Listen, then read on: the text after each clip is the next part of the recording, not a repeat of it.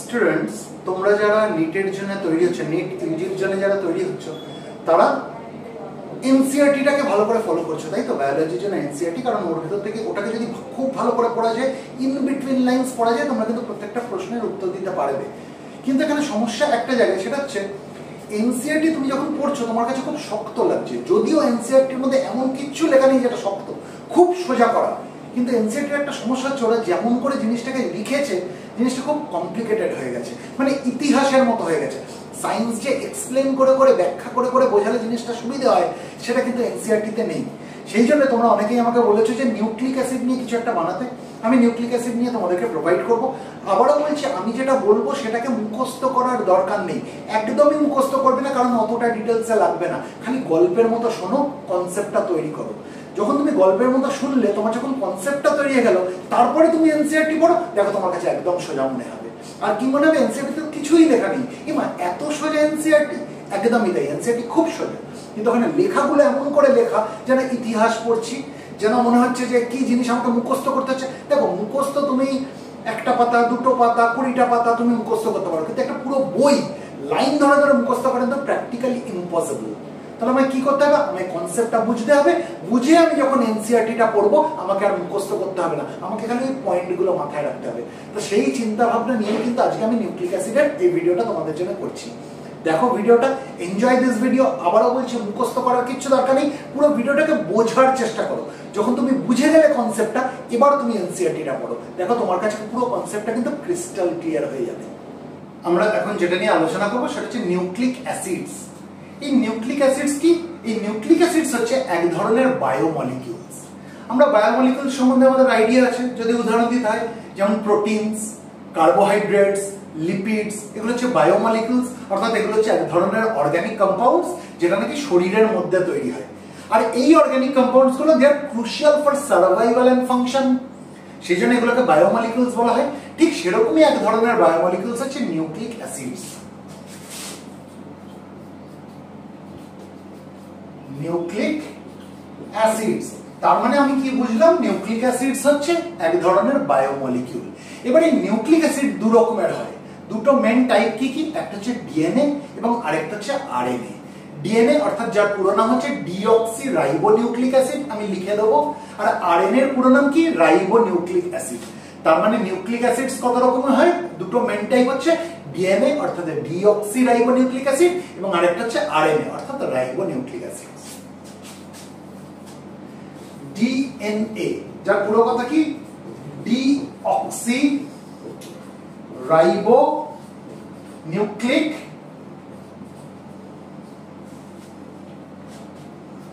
Acid, আরেকটা হচ্ছে RNA. RNA অর্থাৎ রাইবোনিউক্লিক অ্যাসিড। তার মানে নিউক্লিক অ্যাসিডের দুটো টাইপ আমরা কি জানলাম? দুটো মেন টাইপ, একটা হচ্ছে ডিএনএ অর্থাৎ ডিঅক্সি রাইবোনিউক্লিক অ্যাসিড, আর একটা হচ্ছে আরএনএ অর্থাৎ ribonucleic acid.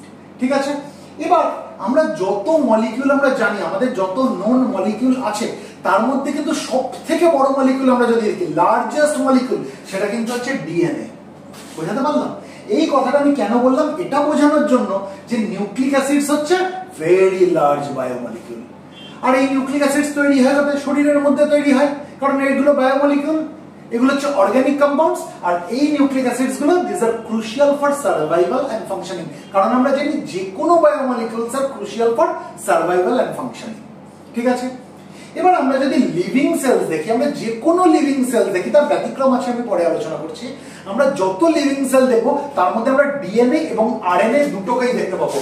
All living cells contain both DNA and RNA, exception আমি যদি ম্যাচিওর আরবিসি দেখি, সেখানে কিন্তু আমরা কোনো ডিএনএ পাবো না, আমরা সেখানে শুধুমাত্র আরএনএ পাবো। তাহলে আমি যদি ম্যাচিওর আরবিসি কে বাদ দিই, আমি যদি সব লিভিং সেল দেখি, তার মধ্যে আমি কি পাবো? আমি ডিএনএ এবং আরএনএ দুটোই পাবো। কিন্তু আমি যদি ভাইরাসের কথা বলি, আমরা যখন মাইক্রোবায়োলজি পড়বো আরেকটু আমাদের কনসেপ্ট হবে, আমরা ভাইরাসকে না তো লিভিং বলতে পারবো পুরোপুরি, না তো নন লিভিং বলতে পারবো। সুতরাং ভাইরাসের ব্যাপারটা একটু ঘাটা। ভাইরাসের ক্ষেত্রে আমরা কি দেখবো?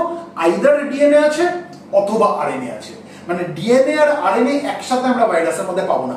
কিন্তু আমরা যে কোনো লিভিং সেল যদি দেখি, আমি যদি ম্যাচিওর আরবিসি কে বাদ দিই, ওটা হচ্ছে এক্সেপশন, আমি যে কোনো লিভিং সেল দেখি আমি তার মধ্যে ডিএনএ এবং আরএনএ দুটোই পাবো। এই অবধি আমাদের কাছে ক্লিয়ার হলো? আচ্ছা, তাহলে আমি এটা মুছি। এবার আমরা ডিএনএ মলিকিউল আর আরএনএ মলিকিউলের ছোট করে একটা কাজ জেনে নেবো, তারপর আমরা ডিটেলসে ঢুকবো, ঠিক আছে?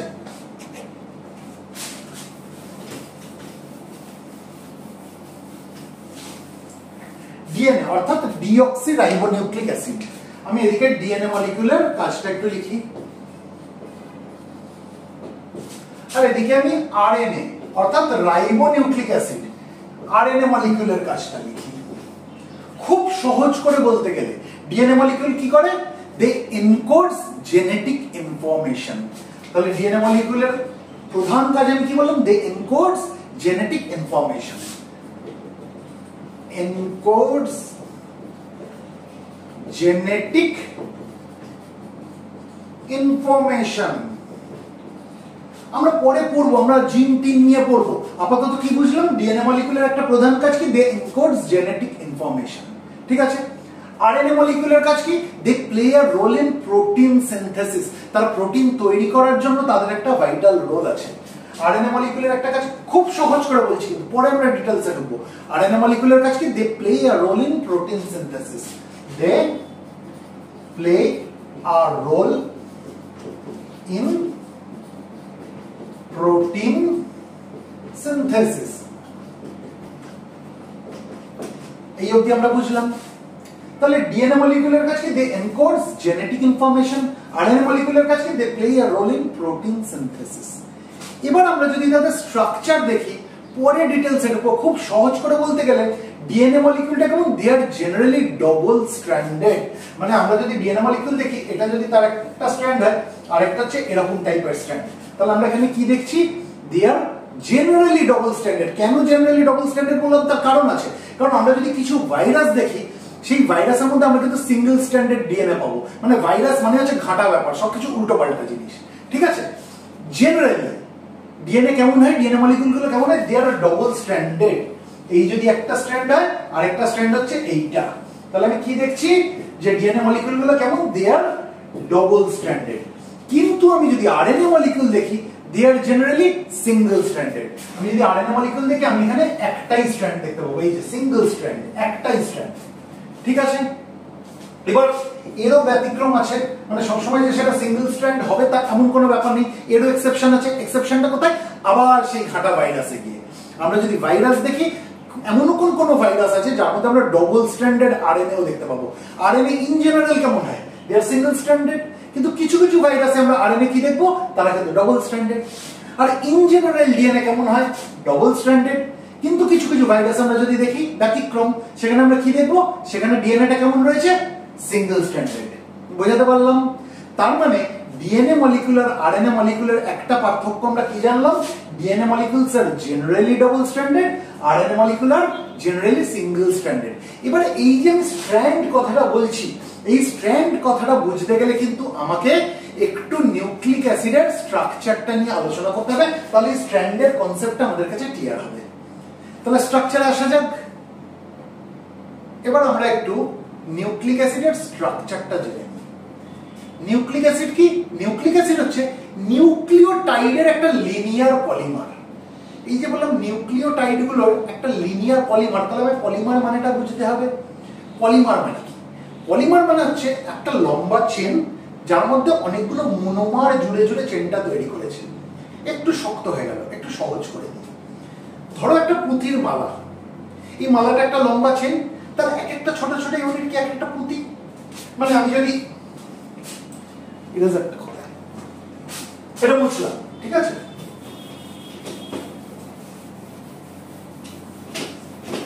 আমি যদি একটা পুঁথির মালা দেখি, ওর মধ্যে কি রয়েছে?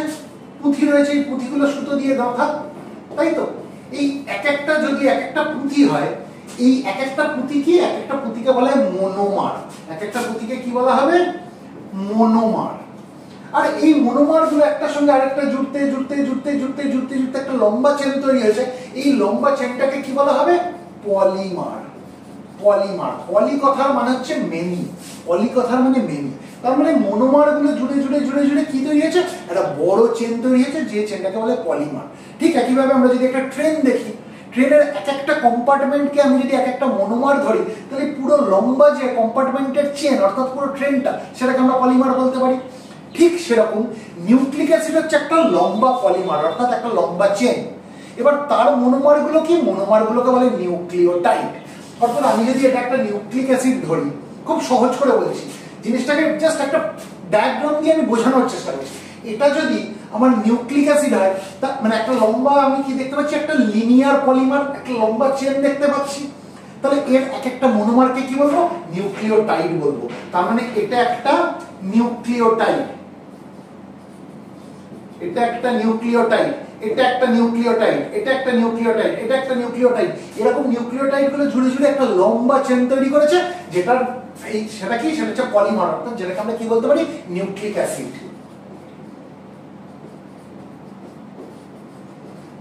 অর্থাৎ একাধিক নিউক্লিওটাইড জুড়ে জুড়ে জুড়ে জুড়ে একটা লিনিয়ার একটা চেন তৈরি করেছে, একটা লম্বা একটা চেন তৈরি করেছে, যেটাকে আমরা কি বলবো, নিউক্লিক অ্যাসিড বলবো। নিউক্লিওটাইড গুলো জুড়ে জুড়ে যে লম্বা একটা লিনিয়ার চেন তৈরি করেছে, সেই পলিমারটাকে আমরা নিউক্লিক অ্যাসিড বলবো। বোঝাতে পারলাম? তাহলে আমরা এক একটা নিউক্লিওটাইড নিয়ে একটু আলোচনা করে নিই, তারপর তো এই নিউক্লিওটাইড গুলো জুড়ে জুড়ে সেই পলিমারটা তৈরি হয়েছে, যেটার নাম নিউক্লিক অ্যাসিড, সেটা আমরা বুঝবো। তাহলে এখন আমরা এই একটা নিউক্লিওটাইড নিয়ে একটু আলোচনা করি, এটা বুঝলাম। এবার নিউক্লিওটাইড হয় কেন? নিউক্লিওটাইডের মধ্যে আমরা তিনটে জিনিস দেখতে পাবো। কি কি আমি সব লিখে দেবো। প্রথম একটা নাম বলছি, সেটা হচ্ছে নাইট্রোজেনাস বেস, বা আমরা নিউক্লিও বেস বলতে পারি। একটা নাইট্রোজেনাস বেস বা নিউক্লিও বেস আমরা পাবো। আর কি পাবো, একটা পেন্টোজ সুগার পাবো, অর্থাৎ 5টা কার্বনের সুগার পাবো, 5 কার্বন সুগার পাবো। আর কি পাবো, আর 3 নম্বর ফসফেট গ্রুপ পাবো। তাহলে তিনটে জিনিস আমি কি বললাম, নিউক্লিওটাইড কি কি দিয়ে তৈরি, একটা নাইট্রোজেনাস বেস, যাকে আমরা নিউক্লিও বেস বলতে পারি, একটা পেন্টোজ সুগার অর্থাৎ 5টা কার্বনের সুগার পাবো, আর কি পাবো, একটা ফসফেট গ্রুপ পাবো। আমি লিখে দিচ্ছি, ঠিক আছে? তাহলে আমি কি লিখবো, ইচ নিউক্লিওটাইড কনসিস্ট অফ, আমি একটা নিউক্লিওটাইড নিয়ে কথা বলছি, ইচ নিউক্লিওটাইড কনসিস্টস অফ, কি থাকে প্রথম বললাম আমি, একটা নাইট্রোজেনাস বেস, একটা নাইট্রোজেনাস বেস। নাইট্রোজেনাস বেস নাম থেকেই বুঝতে পারছি এটাকে একটা নাইট্রোজেন কন্টেনিং বায়োলজিক্যাল কম্পাউন্ড একটা হবে। Nitrogenous base, nitrogen containing biological compound, যেটাকে আমরা নিউক্লিও বেসও বলতে পারি। নিউক্লিও বেস, কোথাও কোথাও দেখবে নিউক্লিও বেস বলে এটাকে মেনশন করা থাকে, কোথাও কোথাও নাইট্রোজেনাস বেস বলে মেনশন করা থাকে। তাহলে আমি এরকম একটা নাইট্রোজেনাস বেস বা নিউক্লিও বেস পাবো। এবার এই যে নাইট্রোজেনাস বেস বা নিউক্লিও বেস, আমি যাই বলি, এটা দু রকম বেস হতে পারে, একটা পিউরিনের বেস হতে পারে, একটা পিরিমিডিনের বেস হতে পারে। ঠিক আছে? তাহলে নাইট্রোজেনাস বেস বা নিউক্লিও বেস কি হতে পারে, পিউরিনের বেস হতে পারে, আরেকটা কি হতে পারে, আরেকটা পিরিমিডিনের বেস হতে পারে।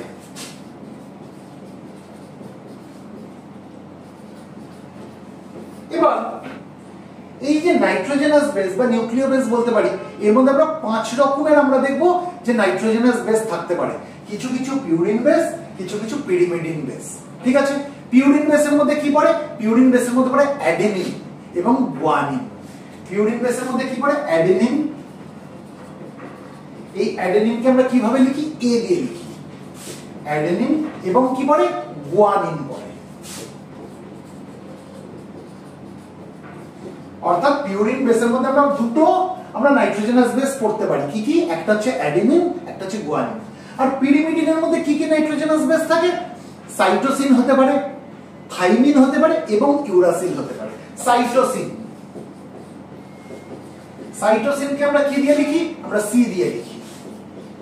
আর কি পেতে পারি, আমি বললাম থাইমিন পেতে পারি। থাইমিনকে আমরা কি দিয়ে লিখি, টি দিয়ে লিখি। আচ্ছা, আর কি পেতে পারি, আমরা ইউরাসিল পেতে পারি। ইউরাসিলকে আমরা কি দিয়ে লিখি, ইউ দিয়ে লিখি। এই যে নাইট্রোজেনাস বেস, এই নাইট্রোজেনাস বেসের মধ্যে আমরা কি দেখতে পাই, আমরা 5 রকমের আমরা নাইট্রোজেনাস বেস পেতে পারি। তার মধ্যে কিছু হচ্ছে পিউরিন বেস, কিছু হচ্ছে পিরিমিডিন বেস। পিউরিন বেসের মধ্যে কি পড়ছে? অ্যাডেনিন এবং গুয়ানিন। আর পিরিমিডিন বেসের মধ্যে কি পড়ছে? সাইটোসিন, থাইমিন এবং ইউরাসিন। এবার আমরা যদি ডিএনএ দেখি, ডিএনএ এর মধ্যে আমরা কি পাবো? ডিএনএ এর মধ্যে আমরা অ্যাডেনিন পাবো, ডিএনএ এর মধ্যে আমরা গুয়ানিন পাবো, ডিএনএ এর মধ্যে আমরা সাইটোসিন পাবো এবং ডিএনএ এর মধ্যে আমরা কি পাবো? টি অর্থাৎ থাইমিন পাবো। ঠিক আছে, কিন্তু আমরা ডিএনএ এর মধ্যে কোনো ইউরাসিল পাবো না।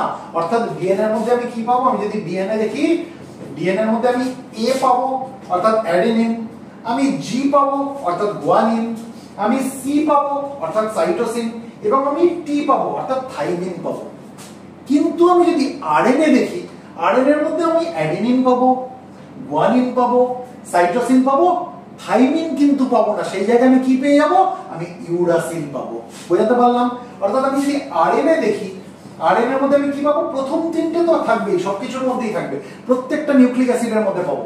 আমি অ্যাডেনিন পাবো, আমি গুয়ানিন পাবো, আমি সাইটোসিন পাবো। কিন্তু আমি ডিএনএ এর ক্ষেত্রে যে আমি থাইমিন পাচ্ছিলাম, আমি আরএনএ এর ক্ষেত্রে থাইমিন পাবো না। আমি আরএনএ এর ক্ষেত্রে কি পাবো? ইউরাসিল পাবো। আমি আরএনএ এর ক্ষেত্রে কি পাবো? ইউরাসিল পাবো। বোঝাতে পারলাম? তাহলে নাইট্রোজেনাস বেসে আমার কিন্তু চেঞ্জ হয়ে গেল ডিএনএ এবং আরএনএ এর স্ট্রাকচারে। আমি ডিএনএ এর মধ্যে কি কি পাচ্ছি? আমি অ্যাডেনিন এবং গুয়ানিন নামক পিউরিন পাচ্ছি এবং আমি সাইটোসিন এবং থাইমিন নামক পিরিমিডিন পাচ্ছি। কিন্তু আরএনএ এর মধ্যে আমি কি পাচ্ছি? আরএনএ এর মধ্যে আমি অ্যাডেনিন এবং গুয়ানিন নামক পিউরিন পাচ্ছি এবং সাইটোসিন এবং ইউরাসিল নামক পিরিমিডিন পাচ্ছি। বোঝাতে পারলাম? এই যদি আমাদের কাছে ক্লিয়ার? আচ্ছা, এবার তাহলে আমরা একটা জিনিস বুঝে গেলাম যে নিউক্লিওটাইড তৈরি হতে গেলে তার মধ্যে আমি একটা নাইট্রোজেনাস বেস পাবো এবং ডিএনএ এবং আরএনএ তে আমার এটা একটু ভ্যারি করবে কিসের উপরে? যে কোন ধরনের নাইট্রোজেনাস বেস রয়েছে। ডিএনএ এর ক্ষেত্রে নাইট্রোজেনাস বেসের মধ্যে আমি কি কি পাবো? Adenine, guanine, cytosine, thymine. RNA এর ক্ষেত্রে আমি নাইট্রোজেনাস বেস কি পাবো? অ্যাডেনিন, গুয়ানিন, সাইটোসিন এবং ইউরাসিল। এই অবধি বোঝাতে পারলাম? আচ্ছা, এবার আমি আসছি নেক্সট। আমি নাইট্রোজেনাস বেসের পরে আর কি পাবো? আমি নিউক্লিওটাইড তৈরি হয় তিনটে জিনিস নিয়ে বলেছি। একটা বলেছি নাইট্রোজেনাস বেস বা যেটাকে আমি নিউক্লিও বেস বলতে পারি। এর সঙ্গে আমি পাবো একটা পেন্টোজ সুগার, 5 কার্বন সুগার, সেটা নিয়ে আলোচনা করব। আর কি পাবো? একটা ফসফেট গ্রুপ পাবো। তাহলে দ্বিতীয়টা হচ্ছে পেন্টোজ সুগার। পেন্টোজ সুগার থাকবে। ঠিক আছে, তাহলে নিউক্লিওটাইড তৈরি হতে গেলে কি থাকবে? নাইট্রোজেনাস বেস, যেটা নিয়ে আলোচনা করে নিয়েছি। তারপরে কি পাচ্ছি আমি? Pentose sugar. নাম থেকেই বুঝতে পারছি পেন্টোজ সুগার মানে এটা হচ্ছে 5 কার্বন সুগার। এটা হচ্ছে 5 কার্বন সুগার, যেখানে 5টা কার্বন রয়েছে, এরকম কোন সুগার পাবো। ঠিক আছে, এবার এই যে পেন্টোজ সুগার, সেটা হয় রাইবোজ থাকবে, না হলে ডিঅক্সিরাইবোজ থাকবে। কি বললাম? পেন্টোজ সুগার হয় রাইবোজ নামক পেন্টোজ সুগার থাকবে, আর নয়তো ডিঅক্সিরাইবোজ নামক পেন্টোজ সুগার থাকবে। ডিঅক্সিরাইবোজ এই নামক পেন্টোজ সুগার থাকবে। এবার ডিঅক্সিরাইবোজটা কি? কিচ্ছু না, এটা রাইবোজেরই একটা কিন্তু ভ্যারিয়েন্ট। এই ডিঅক্সিরাইবোজ রাইবোজেরই একটা ভ্যারিয়েন্ট। কিন্তু আমি পেন্টোজ সুগার যখন দেখবো এই নিউক্লিওটাইড তৈরি করেছে, সেখানে হয় রাইবোজ থাকবে, নয় ডিঅক্সিরাইবোজ থাকবে। এবার রাইবোজ কোন ক্ষেত্রে থাকবে আর ডিঅক্সিরাইবোজ কোন ক্ষেত্রে থাকবে? আরএনএ এর ক্ষেত্রে জেনে রেখে দাও, রাইবোজ থাকবে। আরএনএ এর ক্ষেত্রে কি থাকবে? রাইবোজ থাকবে। আর ডিএনএ এর ক্ষেত্রে কি থাকবে? ডিঅক্সিরাইবোজ থাকবে। বোঝাতে পারলাম? তার মানে পেন্টোজ সুগার আমি যদি দেখি, আরএনএ এর স্ট্রাকচার দেখি, আরএনএ এর স্ট্রাকচার আমরা কোন ধরনের পেন্টোজ সুগার দেখবো? রাইবোজ। আমি যদি ডিএনএ দেখি, ডিএনএ এর ক্ষেত্রে আমি কোন ধরনের পেন্টোজ সুগার দেখবো? ডিঅক্সিরাইবোজ। তাহলে মোটামুটি আমি যদি এই অবধি আলোচনাটা করি, আমি তাহলে ডিএনএ আর আরএনএ এর মধ্যে আমি কি পার্থক্য পেলাম? ডিএনএ আমি কি দেখলাম? ডবল স্ট্র্যান্ডেড, এটা যদি একটা স্ট্র্যান্ড হয়, এটা আরেকটা স্ট্র্যান্ড, তাই তো? আমি ডবল স্ট্র্যান্ডেড দেখলাম। কিন্তু আরএনএ এর ক্ষেত্রে আমি কি দেখলাম? আরএনএ এর ক্ষেত্রে আমি দেখলাম সিঙ্গেল স্ট্র্যান্ডেড। ঠিক আছে, এটা একটা পার্থক্য গেল। দ্বিতীয় পার্থক্য কি? তার যে এই যে নিউক্লিক অ্যাসিড অর্থাৎ ডিএনএ এবং আরএনএ যে তৈরি হয়েছে, এই নিউক্লিক অ্যাসিডগুলোর যে বেসিক ইউনিট, যেটাকে নিউক্লিওটাইড বলছি, তার স্ট্রাকচারের মধ্যেও চেঞ্জ রয়েছে। কারণ নিউক্লিওটাইড তৈরি হয়েছে কি দিয়ে? নাইট্রোজেনাস বেস বা যেটাকে নিউক্লিও বেস বলছি, তাই তো? আর কি থাকে? পেন্টোজ সুগার থাকে। আর কি থাকে? ফসফেট গ্রুপ থাকে। এখানে দেখো নাইট্রোজেনাস বেসের মধ্যে আমি কি বললাম? ডিএনএ এর ক্ষেত্রে কি থাকবে? অ্যাডেনিন, গুয়ানিন, সাইটোসিন এবং থাইমিন। কিন্তু আরএনএ এর ক্ষেত্রে কি থাকবে? অ্যাডেনিন, গুয়ানিন, সাইটোসিন এবং ইউরাসিন। তার মানে নাইট্রোজেনাস বেস বা নিউক্লিয় বেসেও কিন্তু আমি দেখলাম যে ডিএনএ আর আরএনএ এর মধ্যে পার্থক্য হয়ে গেল। এবার আসছি পেন্টোজ সুগার। এই নিউক্লিওটাইড তৈরি করার জন্য পেন্টোজ সুগারও লাগে। পেন্টোজ সুগার কি কি দিয়ে থাকতে পারে, কি কি থাকতে পারে? হয় রাইবোজ থাকবে, না হলে ডিঅক্সিরাইবোজ থাকবে। আরএনএ এর ক্ষেত্রে কোন ধরনের পেন্টোজ সুগার থাকে? রাইবোজ। কিন্তু ডিএনএ এর ক্ষেত্রে কোন ধরনের পেন্টোজ সুগার থাকে? ডিঅক্সিরাইবোজ। বোঝাতে পারলাম? আচ্ছা, তাহলে নিউক্লিওটাইড যেগুলো দিয়ে নাকি নিউক্লিক অ্যাসিড অর্থাৎ ডিএনএ আর আরএনএ তৈরি, তার সেগুলো কি কি দিয়ে তৈরি? একটা নাইট্রোজেনাস বেস যেটা আমরা আলোচনা করে নিয়েছি, একটা পেন্টোজ সুগার যেটা নিয়েও আমরা আলোচনা করে নিয়েছি, আর কি থাকে? আর একটা ফসফেট গ্রুপ থাকে। 3 নম্বর হচ্ছে ফসফেট গ্রুপ। ফসফেট গ্রুপ তার মানে আমি বলতে পারি যে নিউক্লিওটাইড গুলো জুড়ে জুড়ে যে একটা লিনিয়ার পলিমার তৈরি হচ্ছে যেটাকে আমরা নিউক্লিক অ্যাসিড বলছি, সেই এক একটা নিউক্লিওটাইড আমি যদি দেখি, সেই এক একটা নিউক্লিওটাইডের মধ্যে আমি কি পাচ্ছি? একটা নাইট্রোজেনাস বেস পাচ্ছি, একটা পেন্টোজ সুগার পাচ্ছি এবং একটা ফসফেট গ্রুপ পাচ্ছি। এই অবধি আমাদের কাছে ক্লিয়ার? এবার এই নিউক্লিওটাইডের মধ্যে এই যে নাইট্রোজেনাস বেস এবং পেন্টোজ সুগার, এই দুটোকে একসাথে বলা হয় নিউক্লিওসাইড। এই দুটোকে একসাথে কি বলা হয়? নিউক্লিওসাইড। নিউক্লিওসাইড অর্থাৎ আমি বলতে পারি যে যদি নাইট্রোজেনাস বেস এবং পেন্টোজ সুগার এই দুটোকে একসাথে জুড়ে আমি যদি সেটাকে নিউক্লিওসাইড বলতে পারি, তাহলে আমি বলতে পারি যে নিউক্লিওটাইডটা তৈরি হচ্ছে নিউক্লিওসাইডের সঙ্গে ফসফেট গ্রুপ জুড়ে গিয়ে, তাই তো? কারণ নিউক্লিওটাইড কি কি নিয়ে তৈরি হচ্ছে? নাইট্রোজেনাস বেস, পেন্টোজ সুগার এবং ফসফেট গ্রুপ। তার মধ্যে এই নাইট্রোজেনাস বেস আর পেন্টোজ সুগারকে একসাথে বলা হয় নিউক্লিওসাইড। তার মানে এই দুটো যদি একসাথে আমি নিউক্লিওসাইড বলি, তাহলে নিউক্লিওসাইডের সঙ্গে ফসফেট গ্রুপ জুড়লে আমি কি পাচ্ছি? আমি নিউক্লিওটাইড পাচ্ছি। তাহলে নিউক্লিওটাইড আর নিউক্লিওসাইডের ডিফারেন্স আমি বুঝলাম। তার মানে আমি বলতে পারি যে nucleoside plus phosphate group is equals to nucleotide, nucleoside plus phosphate group is equals to nucleotide আমি বলতে পারি। এটা আমাদের কাছে ক্লিয়ার? এবার এই যে নিউক্লিও বেস বা নাইট্রোজেনাস বেস এর সঙ্গে এই পেন্টোজ সুগারটা জুড়ে রয়েছে, তাই তো? এবার কিসের মাধ্যমে জুড়ে রয়েছে? এন গ্লাইকোসাইডিক লিংকেজের দ্বারা। অর্থাৎ এই নাইট্রোজেনাস, এটা মুছছি আমি, এই যে নাইট্রোজেনাস বেস যেটা আমি বললাম, এই নাইট্রোজেনাস বেসের সঙ্গে এই যে পেন্টোজ সুগার যেটা আমি বললাম, এরা দুজনে কিসের মাধ্যমে জুড়ে রয়েছে? N glycosidic linkage. N glycosidic linkage অর্থাৎ এই এন গ্লাইকোসাইডিক লিংকেজ যদি এই এদেরকে আটকে না রাখে, নাইট্রোজেনাস বেস আর পেন্টোজ সুগারকে আটকে না রাখে, তাহলে তারা তো ছেড়ে যাবে। তাদেরকে জুড়ে থাকতে হবে। কিসের দ্বারা জুড়ে রয়েছে? কি লিংকেজের দ্বারা জুড়ে রয়েছে? N glycosidic linkage. মনে থাকবে। আবার ঠিক একইভাবে এই পেন্টোজ সুগার এবং ফসফেট গ্রুপ এরাও নিশ্চয়ই জুড়ে থাকবে, তাই তো? তাহলে এখানেও কোনো লিংকেজ আছে যারা একে জুড়ে রাখবে। সেই লিংকেজটাকে কি বলা হয়? সেটাকে বলা হয় ফসফোডাইএস্টার লিংকেজ। অর্থাৎ পেন্টোজ সুগার আর ফসফেট গ্রুপের মধ্যে যে লিংকেজ, এটাকে কি বলবো আমরা? Phosphodiester linkage. Phosphodiester linkage. তাহলে এতক্ষণে আমরা কি জানলাম? যে নাইট্রোজেনাস বেসের সঙ্গে পেন্টোজ সুগার যে লিংকেজের মাধ্যমে জুড়ে রয়েছে সেটাকে বলা হয় এন গ্লাইকোসাইডিক লিংকেজ। আর এই পেন্টোজ সুগারের সঙ্গে ফসফেট গ্রুপ যে লিংকেজের সাহায্যে জুড়ে রয়েছে সেটাকে আমরা কি বলবো? Phosphodiester linkage. আর এই যে পেন্টোজ সুগারের সঙ্গে ফসফেট গ্রুপ যে জুড়ে রয়েছে, জুড়ে গিয়ে কি তৈরি করেছে? একটা ব্যাকবোন তৈরি করেছে, যে ব্যাকবোনটাকে বলা হয় সুগার ফসফেট ব্যাকবোন। কেন? কারণ এখানে সুগার রয়েছে এবং ফসফেট রয়েছে, এরা দুজনে জুড়ে গিয়ে একটা ব্যাকবোন তৈরি করেছে। অ্যাকচুয়ালি ব্যাকবোনটা কেমন হয়? আমি যদি একটা ডিএনএ আঁকি, ডিএনএটা কেমন? আমি এটা মুছছি। ডিএনএটা হচ্ছে এরকম, তাই তো? এই যে এইগুলো হচ্ছে ব্যাকবোন, এটা হচ্ছে ব্যাকবোন, এটা হচ্ছে ব্যাকবোন। বোঝাতে পারলাম? আমি যদি একটা আরএনএ আঁকি, এই আরএনএ আঁকলাম, এটা হচ্ছে ব্যাকবোন। এই যে ব্যাকবোন, এই যে ব্যাকবোনটা তৈরি হচ্ছে ডিএনএ এর ক্ষেত্রে এই ব্যাকবোন এবং এই ব্যাকবোন, বা আরএনএ এর ক্ষেত্রে এই ব্যাকবোন, এই ব্যাকবোনটা তৈরি হচ্ছে কিসের জন্য? Because of this pentose sugar and phosphate group. এই পেন্টোজ সুগার আর ফসফেট গ্রুপ জুড়ে রয়েছে নিজেদের মধ্যে ফসফোডাইএস্টার লিংকেজের দ্বারা, এবং যার কারণে এই ব্যাকবোনটা তৈরি হয়েছে। ঠিক আছে? এই ব্যাকবোনটা অ্যাকচুয়ালি কিভাবে হয়? এই ব্যাকবোনটা হয় অল্টারনেট ভাবে, মানে পেন্টোজ সুগার তারপর phosphate group, pentose sugar phosphate group, pentose sugar phosphate group, এইভাবে মানে কেমন ব্যাকবোনটা, এই যে এটাকে আমি যদি আরো ম্যাগনিফাই করি আমি কিরকম দেখবো, pentose sugar phosphate group, pentose sugar phosphate group, pentose sugar phosphate group, এরকম অল্টারনেট, মানে pentose sugar phosphate group, pentose sugar phosphate group, এরকম অল্টারনেট করে করে আমি এরকম ব্যাকবোনটা পাচ্ছি।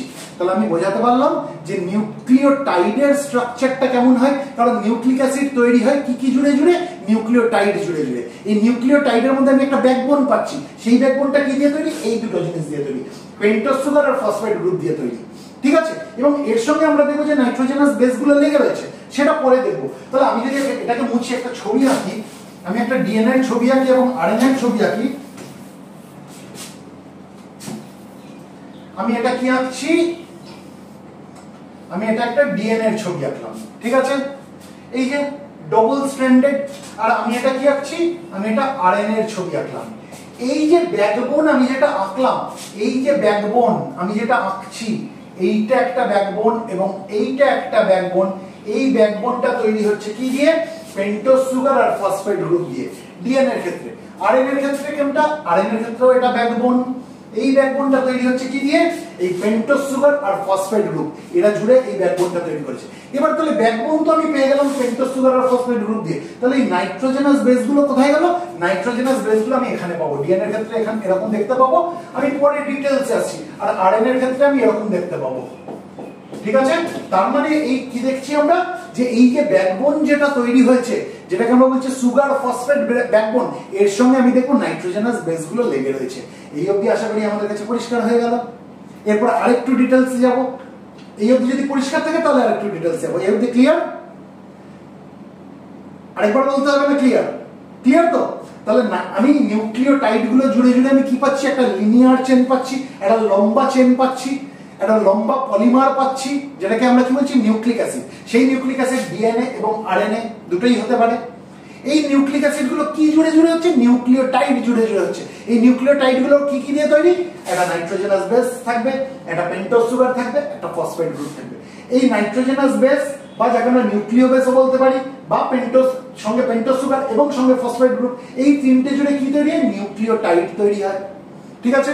এবার এই নিউক্লিওটাইডের মধ্যে এই পেন্টোজ সুগার আর ফসফেট গ্রুপ জুড়ে কি তৈরি করছে, ব্যাকবোন তৈরি করছে, যেটাকে আমরা বলি সুগার ফসফেট ব্যাকবোন, এই সুগার ফসফেট ব্যাকবোন।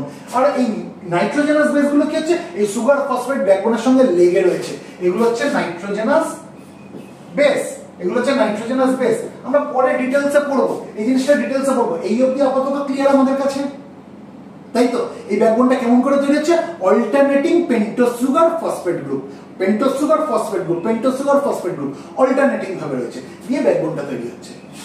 এই অবধি পরিষ্কার? এবার আমরা ডিএনএ এর স্ট্রাকচার আর আরএনএ এর স্ট্রাকচারটা একটু আঁকবো। একে কনসেপ্টটা যখন বোঝার চেষ্টা করবো, জিনিসটা আমাদের কাছে আরেকটু পরিষ্কার হয়ে যাবে। তাহলে এই ছবিটা আমি মুছছি, ঠিক আছে।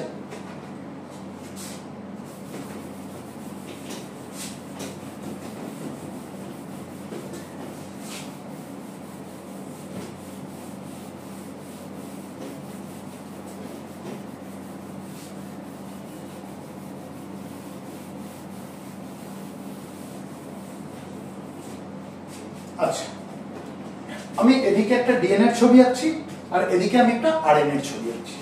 তাহলে ডিএনএ তে কটা স্ট্র্যান্ড থেকে আমরা জানি, দুটো স্ট্র্যান্ড। তাহলে আমি এই একটা স্ট্র্যান্ড আঁকার চেষ্টা করলাম, আবার এই একটা স্ট্র্যান্ড আঁকার চেষ্টা করলাম, ঠিক আছে। আমি ডিএনএ এর দুটো স্ট্র্যান্ড আঁকলাম। আরএনএ এর কটা স্ট্র্যান্ড থেকে আমি জানি, একটা স্ট্র্যান্ড। তাহলে এদিকে আমি একটা আরএনএ এর একটা স্ট্র্যান্ড আঁকলাম, এদিকে আমি কি আঁকছি, ডিএনএ স্ট্রাকচার, এদিকে আমি কি আঁকছি, আরএনএ স্ট্রাকচার, ঠিক আছে। এবার এই যে স্ট্র্যান্ডগুলো আমি এঁকেছি, এই স্ট্র্যান্ডগুলো অ্যাকচুয়ালি কি, এগুলো হচ্ছে সুগার ফসফেট ব্যাকবোন। এটা একটা সুগার ফসফেট ব্যাকবোন, এটা আরেকটা সুগার ফসফেট ব্যাকবোন। এখানে আমি কি দেখতে পাচ্ছি, একটাই সুগার ফসফেট ব্যাকবোন দেখতে পাচ্ছি, তাই তো? তাহলে এটাকে আমরা কি বলবো, sugar phosphate backbone, sugar phosphate backbone. কি দিয়ে তৈরি, অল্টারনেট পেন্টোজ সুগার আর phosphate, alternate pentose sugar phosphate, এরকম করে এটা কি তৈরি হয়েছে, সুগার ফসফেট ব্যাকবোন তৈরি হয়েছে। বোঝাতে পারলাম? আর আমরা কি জেনেছি, আমরা কিছু নাইট্রোজেনাস বেস নিয়ে আলোচনা করেছিলাম, তাই তো? যেমন অ্যাডেনিন, থাইমিন, সাইটোসিন, গুয়ানিন, তাই তো, ইউরাসিল, এগুলো নিয়ে আলোচনা করেছিলাম। তাহলে আমরা দেখবো যে ডিএনএ এর ক্ষেত্রে আমরা কোন কোন নাইট্রোজেনাস বেস দেখতে পাই বা নিউক্লিও বেস দেখতে পাই, আর আরএনএ এর ক্ষেত্রে আমরা কোন কোন নাইট্রোজেনাস বেস বা নিউক্লিও বেস দেখতে পাই। প্রথমে ডিএনএ তে আসি। ডিএনএ তে না এরা বেস পেয়ার তৈরি করে থাকে। বেস পেয়ার মানে কি, মানে হচ্ছে একটা নাইট্রোজেনাস বেসের সঙ্গে আরেকটা নাইট্রোজেনাস বেস জুড়ে থাকবে, কিসের মাধ্যমে, হাইড্রোজেন বন্ডের দ্বারা। ঠিক আছে, একটা নিউক্লিও বেসের সঙ্গে আমি নিউক্লিও বেসও বলতে পারি, নাইট্রোজেনাস বেসও যা, নিউক্লিও বেসও তাই। একটা নিউক্লিও বেসের সঙ্গে আরেকটা নিউক্লিও বেস জুড়ে থাকবে কিসের মাধ্যমে, হাইড্রোজেন বন্ড দ্বারা। মানে আমি জিনিসটা কেমন হয়, আমি যদি এখানে একটা ছবি আঁকি, আমি এখানে একটা নিউক্লিও বেস আঁকলাম, এই নিউক্লিও বেসটা কি, আমি এটা ধরো ই আঁকলাম, মানে অ্যাডেনিন, আমি এটা অ্যাডেনিন আঁকলাম। ডিএনএ এর ক্ষেত্রে অ্যাডেনিনের সঙ্গে সবসময় থাইমিনই জুড়বে। ডিএনএ এর ক্ষেত্রে অ্যাডেনিনের সঙ্গে সবসময় কি জুড়বে, থাইমিন জুড়বে। বোঝাতে পারলাম? তাহলে আমি যদি একটু অন্য রং দিয়ে করতাম ভালো হতো, দেখছি আমি একটা অন্য রং দিয়ে করছি। আমি অ্যাডেনিনটা কালো দিয়ে করলাম, আমি থাইমিনটা আমি লাল দিয়ে করছি। ঠিক আছে, তাহলে ডিএনএ এর ক্ষেত্রে আমি কি দেখলাম, অ্যাডেনিন কার সঙ্গে জুড়বে, থাইমিনের সঙ্গে জুড়বে। অ্যাডেনিন কার সঙ্গে পেয়ার তৈরি করবে, থাইমিনের সঙ্গে। ক্লিয়ার? আচ্ছা, এখানে আমি কি দেখছি, এখানে আমি দেখছি এটা আমি কি আঁকছি, জি আঁকছি আর একটা সি আঁকছি। সি মানে হচ্ছে সাইটোসিন, জি মানে হচ্ছে গুয়ানিন। আমি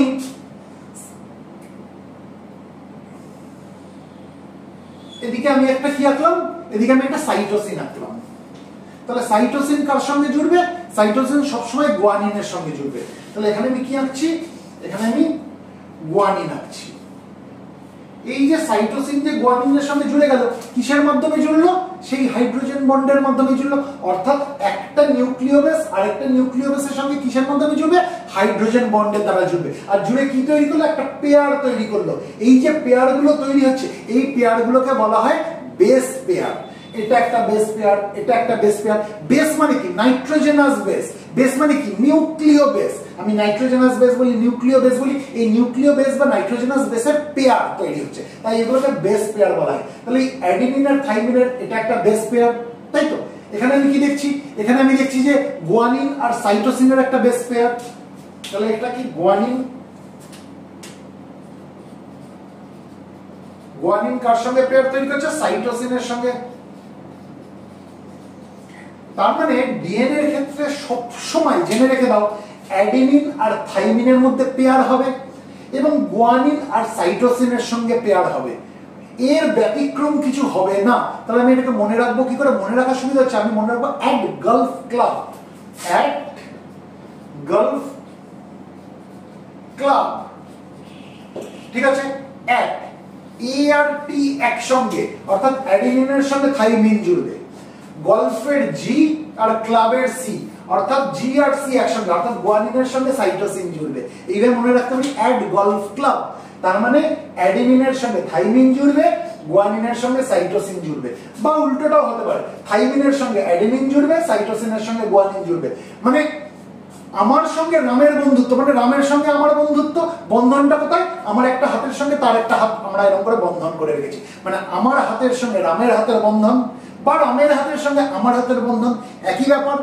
আমি রামের বন্ধু বা রাম আমার বন্ধু, একই ব্যাপার। ঠিক সেরকম অ্যাডেনিন আর থাইমিনের মধ্যে বন্ধনটা কি, হাইড্রোজেন বন্ড।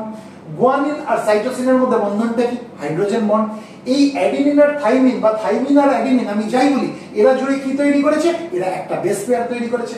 গুয়ানিন আর সাইটোসিন বা সাইটোসিন আর গুয়ানিন এরা জুড়ে কি তৈরি করেছে, এরা আরেকটা বেস পেয়ার তৈরি করেছে, তাই তো? তার মানে ডিএনএ এর স্ট্রাকচারটা কেমন হয় আমি একটু আঁকি। আমি এদিকে একটা অ্যাডেনিন আঁকছি, এদিকে আমি যদি অ্যাডেনিন আঁকি, অ্যাডেনিনের সঙ্গে কি জুড়বে, থাইমিন জুড়বে। তাহলে আমি থাইমিনটাকে টি করে দিই। আরেকটা আমি বেস পেয়ার আঁকি, আমি এদিকে হয়তো সাইটোসিন আঁকছি, তাহলে সাইটোসিনের সঙ্গে কি জুড়বে, সাইটোসিনের সঙ্গে গুয়ানিন জুড়বে। তাহলে এদিকে আমি জি করে দিলাম। আমি আরেকটা বেস পেয়ার রাখি, আমি কি আঁকছি, আমি অ্যাডিনিন আঁকছি। অ্যাডিনিনের সঙ্গে কি জুড়বে বলেছি আমি, থাইমিন জুড়বে, তাই তো? তাহলে এখানে আমি থাইমিন আঁকলাম। বোঝাতে পারছি জিনিসটা? আমি যদি নিচেও আঁকি সেম জিনিস হবে। আমি হয়তো সাইটোসিন আঁকছি, আমি সাইটোসিন আঁকলাম। সাইটোসিনের সঙ্গে কি জুড়বে, গুয়ানিন জুড়বে। তাহলে আমি এখানে একটা গুয়ানিন করে দিলাম। আরেকটা কি, আরেকটা বেস পেয়ার রাখি, ঠিক আছে? আমি অ্যাডিনিন আঁকলাম, এখানে অ্যাডিনিন আছে। অ্যাডিনিনের সঙ্গে কি জুড়বে, থাইমিন জুড়বে। তার মানে আমি কি দেখছি, যে বেস পেয়ার গুলো মানে কি, বেসের পেয়ার, বেস অর্থাৎ নাইট্রোজেনাস বেস বা নিউক্লিও বেসের পেয়ার, ঠিক আছে? অ্যাডিনিনের সঙ্গে থাইমিন, গুয়ানিনের সঙ্গে সাইটোসিন, এটা আমরা ডিএনএ তে দেখতে পাবো। ক্লিয়ার? এই অবধি আমাদের কাছে ক্লিয়ার? আচ্ছা, তাহলে আমরা বলতে পারি তো যে nucleobases are joined together by hydrogen bonds. আর এই দুখানা নিউক্লিও বেস জুড়ে কি তৈরি করেছে, এক একটা বেস পেয়ার, অর্থাৎ এটা একটা বেস পেয়ার, এটা একটা বেস পেয়ার, এটা একটা বেস পেয়ার, এটা একটা বেস পেয়ার, এটা একটা বেস পেয়ার। এই অবধি আমাদের কাছে পরিষ্কার, তাই তো? আচ্ছা, আরএনএ এর ক্ষেত্রে কি হয়? আরএনএ এর ক্ষেত্রে আমরা কিন্তু নিউক্লিও বেসেস বা নাইট্রোজেনাস বেসেস দেখতে পাবো। যেমন এখানে তো সিঙ্গেল স্ট্র্যান্ড, তাহলে আমরা কি রকম দেখবো, এরকম টাইপের দেখবো, তাই তো? এরকম টাইপের দেখবো। এটাকে আমি যদি অ্যাডেনিন বলি, আমরা এ দিয়ে লিখবো। এটাকে আমি যদি ইউরাসিল বলি, আরএনএ এর ক্ষেত্রে কি বলেছি, ইউরাসিল থাকে, তাই তো? আর ডিএনএ এর ক্ষেত্রে কি থাকে, থাইমিন থাকে। আরএনএ এর ক্ষেত্রে আমরা থাইমিন পাবো না, তাই তো? আরএনএ এর ক্ষেত্রে কি পাবো, ইউরাসিল পাবো। আবার ডিএনএ এর ক্ষেত্রে আমরা কিন্তু ইউরাসিল পাবো না, ডিএনএ এর ক্ষেত্রে কি পাবো, থাইমিন পাবো। বাদ বাকিগুলো এক। তাহলে এটা যদি অ্যাডেনিন হয়, এটাকে আমি যদি ইউরাসিল লিখি,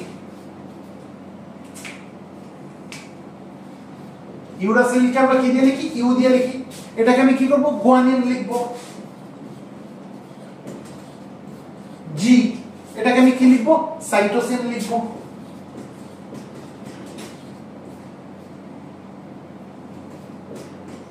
বোঝাতে পারলাম? ঠিক একই জিনিস আমরা এরকম দেখতে পাবো, তাই তো? তার মানে আমরা কি দেখছি, আরএনএ এর মধ্যে আমরা কি কি নিউক্লিও বেসেস দেখতে পাচ্ছি, অ্যাডেনিন, গুয়ানিন, সাইটোসিন। ব্যতিক্রম কোনটা, ইউরাসিল। আর ডিএনএ এর মধ্যে আমরা কি কি নাইট্রোজেনাস বেস দেখতে পাচ্ছি, আমরা অ্যাডেনিন দেখতে পাচ্ছি, তাই তো? অ্যাডেনিন দেখতে পাচ্ছি। আর কি পাচ্ছি, গুয়ানিন দেখতে পাচ্ছি, এই যে গুয়ানিন দেখতে পাচ্ছি। আর কি দেখতে পাচ্ছি, সাইটোসিন দেখতে পাচ্ছি। আর কি ব্যতিক্রম যেটা দেখতে পাচ্ছি সেটা হচ্ছে থাইমিন। এই থাইমিনটা হচ্ছে ব্যতিক্রম, অর্থাৎ থাইমিন আমরা ডিএনএ তে পাবো, আরএনএ তে পাবো না। আর আরএনএ তে আমরা ইউরাসিল পাবো, যেটা আমরা ডিএনএ তে পাবো না।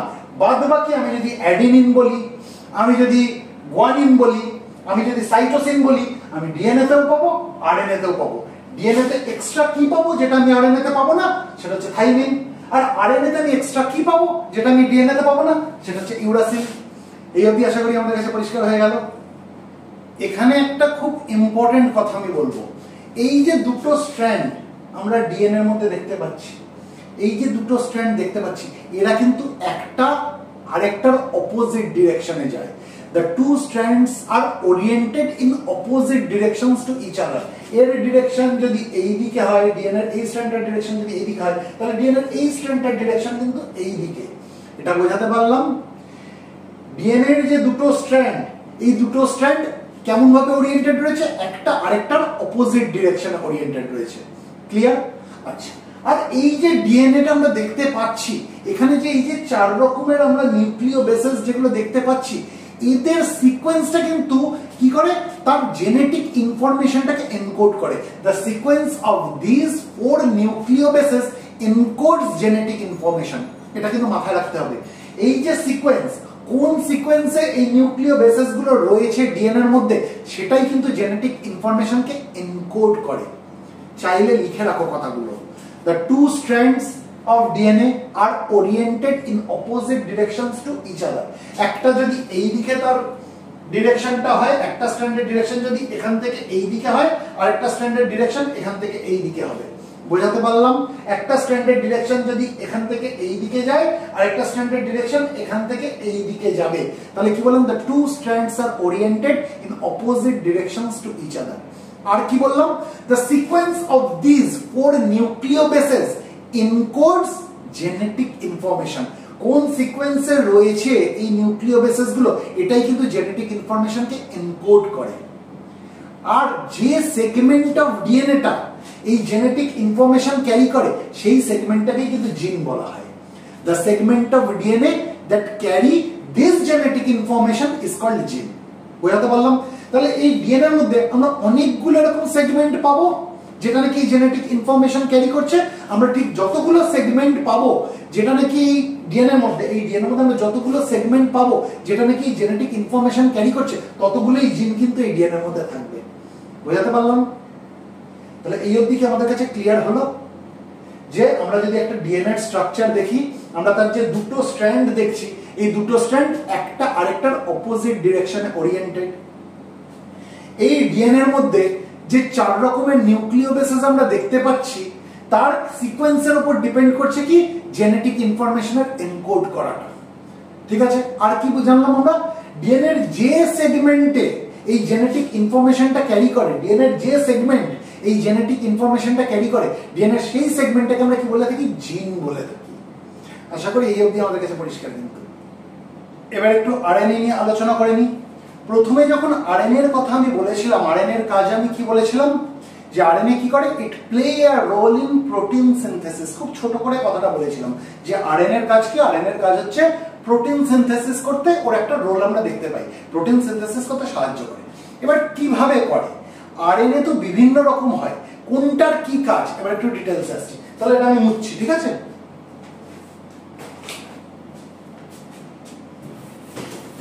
মোটামুটি আমাদের ডিএনএ নিয়ে একটা কনসেপ্ট ক্লিয়ার হয়েছে, আরএনএ এর স্ট্রাকচার নিয়ে হয়েছে। এবার আরএনএ এর কাজে আসছি।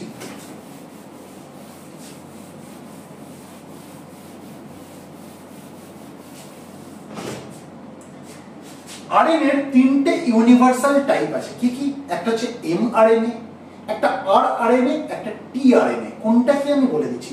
দেয়ার আর 3 universal types of RNA. 3 universal types of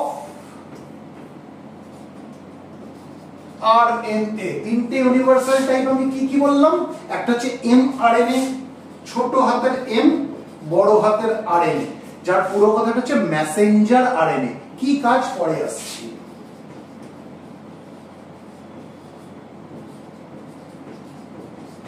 Messenger RNA. আরেকটা টাইপ কি? সেটা হচ্ছে আরআরএনএ, ছোট হাতের আর, বড় হাতের আরএনএ। আরআরএনএ এটার পুরো কথা কি? এটাকে বলা হয় রাইবোজোমাল আরএনএ। কাজ কি পরে আসছি।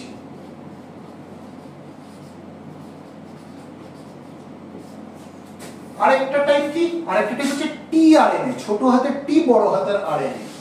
ছোট হাতের টি, বড় হাতের আরএনএ। এটার নাম কি? এটার নাম হচ্ছে ট্রান্সফার আরএনএ।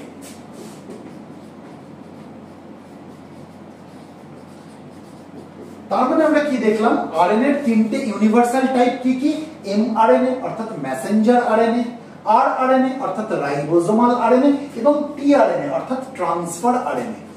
নাম থেকেই বুঝতে পারছি মেসেঞ্জার আরএনএ, তার মানে কি এ কোনো মেসেজকে কনভে করছে। এই আরএনএ এর কাজ হচ্ছে কোনো মেসেজকে বা কোনো জেনেটিক ইনফরমেশনকে এ কনভে করছে। কোথা থেকে কোথায় করছে? ডিএনএ থেকে রাইবোজোমের মধ্যে করছে। কারণ অ্যাকচুয়ালি প্রোটিনটা তৈরি কে করে? রাইবোজোম করে, আমরা জানি। তাহলে তাকে তো একটা মেসেজ পেতে হবে, তাকে তো একটা ইনফরমেশন পেতে হবে যে তুমি এবার প্রোটিন তৈরি করো, নাহলে সে প্রোটিনটা তৈরি করবে কি করে?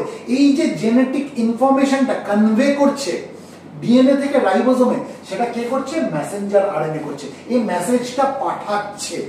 তাহলে এর কাজ আমরা কি লিখতে পারি? এমআরএনএ এর কাজ হচ্ছে convey genetic information from DNA to ribosome. Convey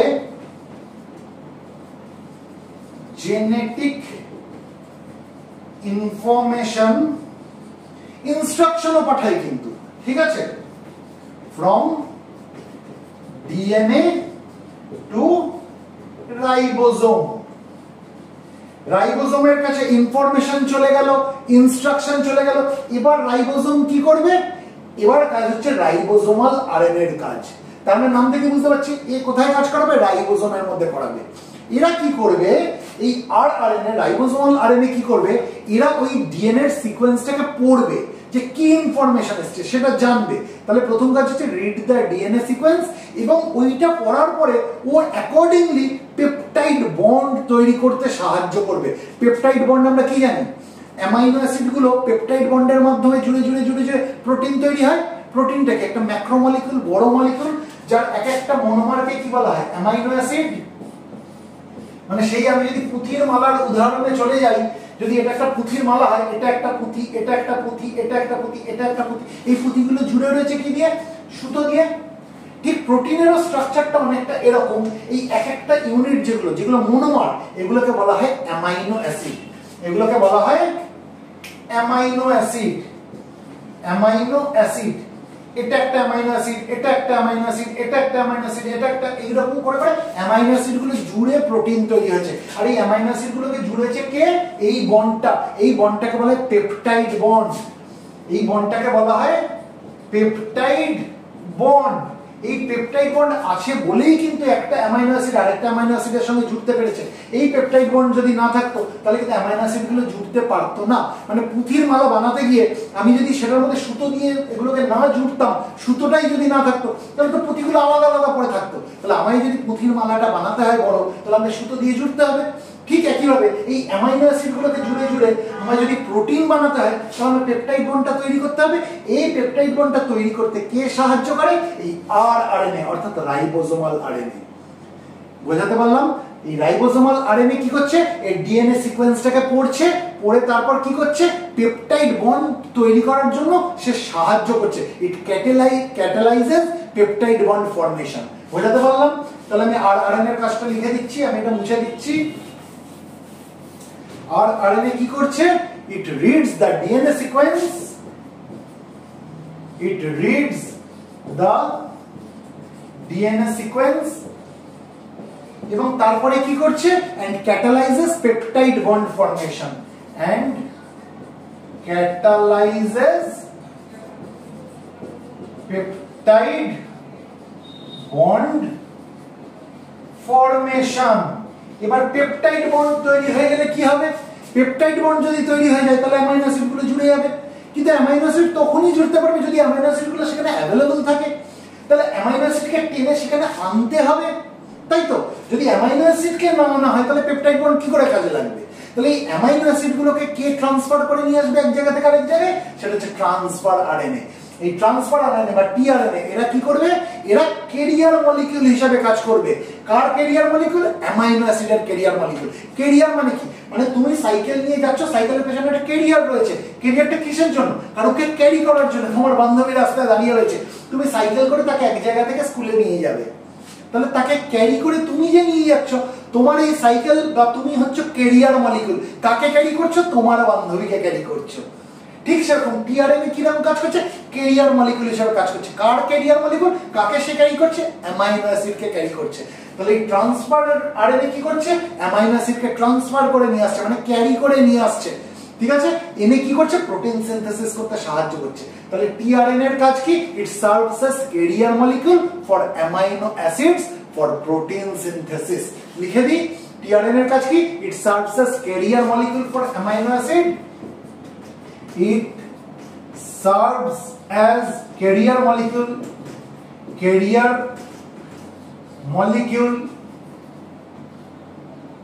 of amino acid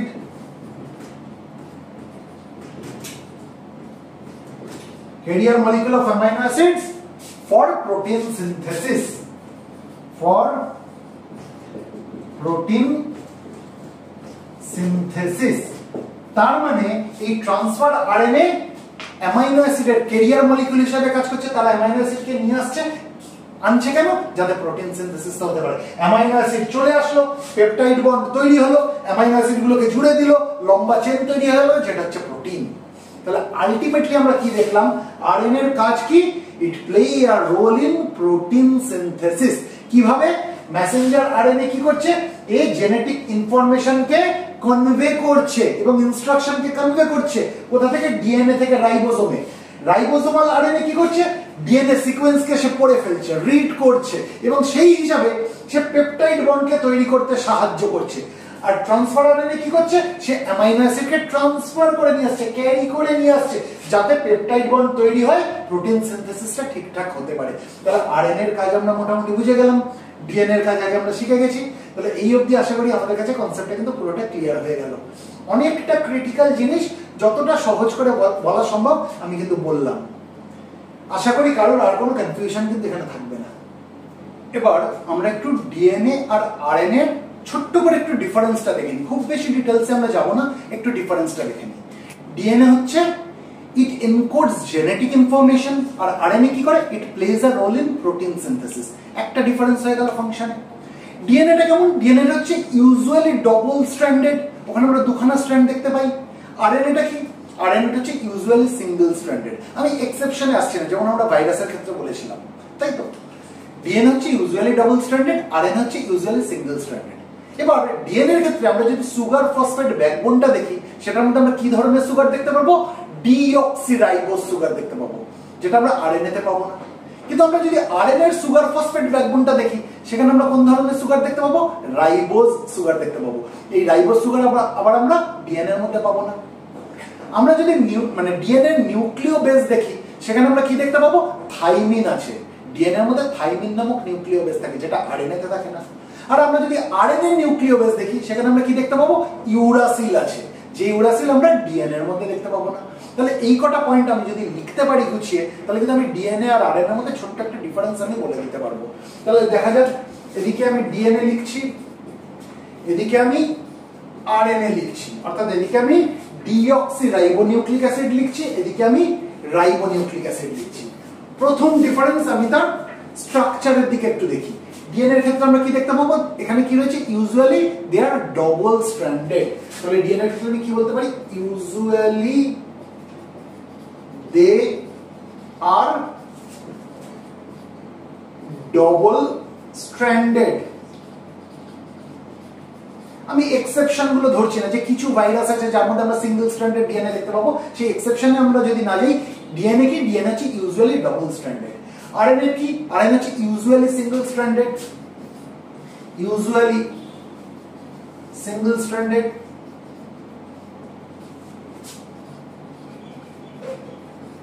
এখানেও আমরা যদি এক্সেপশন না দেখি, কিছু ভাইরাস আছে যার মধ্যে আরএনএ কে আমরা ডবল স্ট্র্যান্ডেড দেখতে পাবো। আমি যদি এক্সেপশনে না যাই, আরএনএ হচ্ছে ইউজুয়ালি সিঙ্গেল স্ট্র্যান্ডেড, ডিএনএ হচ্ছে ইউজুয়ালি ডবল স্ট্র্যান্ডেড।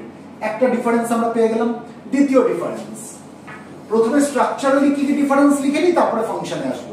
আমরা যদি ডিএনএ দেখি, তার যে সুগার ফসফেট ব্যাকবোন আছে, সেখানে আমরা কোন ধরনের সুগার দেখতে পাবো, ডিঅক্সিরাইবোজ সুগার দেখতে পাবো। অর্থাৎ the sugar phosphate backbone contains deoxyribose sugar. DNA এর ক্ষেত্রে the sugar phosphate backbone contains deoxyribose sugar।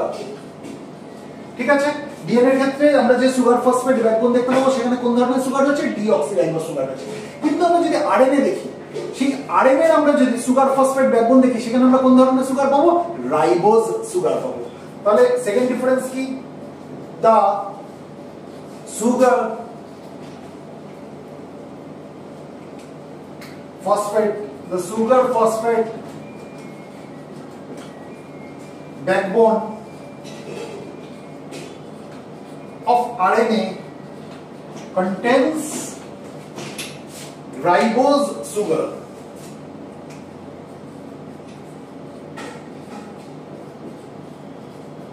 তাহলে সেকেন্ড ডিফারেন্স আমরা কি দেখলাম, ডিএনএ এর ক্ষেত্রে the sugar phosphate backbone contains deoxyribose sugar, কিন্তু আরএনএ এর ক্ষেত্রে আমরা কি দেখলাম, the sugar phosphate backbone contains ribose sugar.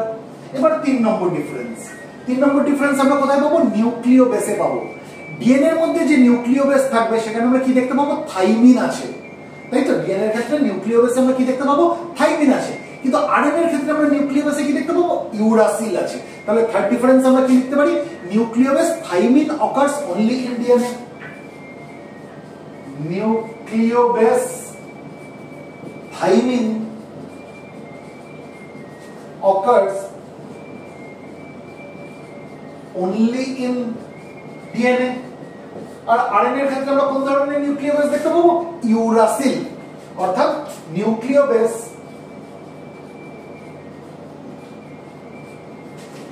Uracil occurs